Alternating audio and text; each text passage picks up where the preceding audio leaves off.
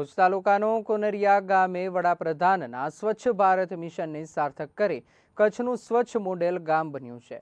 રાષ્ટ્રીય ગ્રામીણ મિશન દ્વારા કુનરિયાને સ્વચ્છતાનું મોડેલ ગામ જાહેર કરાયું છે। સરકારના સહયોગ અને ગ્રામજનોના પ્રયત્નોથી કુનરિયા 100% ઘરોમાં શૌચાલય ધરાવતું ગામ બન્યું છે। ગામમાં biogas plant, segregation shed, electric કચરા રિક્ષા તથા ભીના સૂકા કચરા પેટીનું વિતરણ કરાયું છે, જેનાથી સ્વચ્છતા જાળવવી સરળ બની છે। ગામને પ્લાસ્ટિક મુક્ત બનાવવા કાપડની થેલીઓનું વિતરણ પણ કરાયું છે। વિશેષમાં ગ્રામ પંચાયતને એક નવતર પહેલ શરૂ કરી છે, જેમાં દર મહિને ગ્રામસભા દરમિયાન જે ઘર ફળિયું કે શેરી સ્વચ્છ હોય તેને ઇનામ આપીને સન્માનિત કરવામાં આવે છે। આ પ્રોત્સાહનથી લોકો સ્વચ્છતા માટે પ્રેરિત થાય છે। આરોગ્ય, શિક્ષણ અને પ્રાથમિક સુવિધાઓમાં અગ્રેસર રહેલો કુનરિયા ગામ કેન્દ્ર અને રાજ્ય સરકારની વિવિધ યોજનાઓનો લાભ લઈને વિકાસનું ઉત્તમ ઉદાહરણ પૂરું પાડી રહ્યું છે।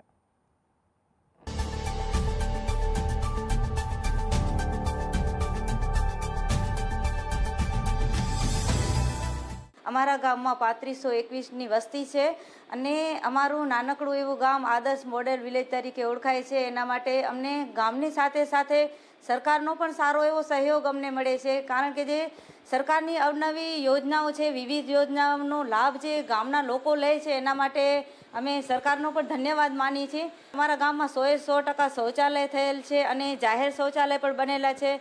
અને સ્વચ્છતાની વાત કરીએ તો અમે 500 ઘરોમાં નિર્ધૂમ ચૂલાઓનું વિતરણ કર્યું છે અને 50 ઘરોમાં ગોબર ગેસ અપાવ્યા છે। 50 ઘરોમાં અમે કમ્પોસ્ટ પીટ બનાવી આપ્યા છે।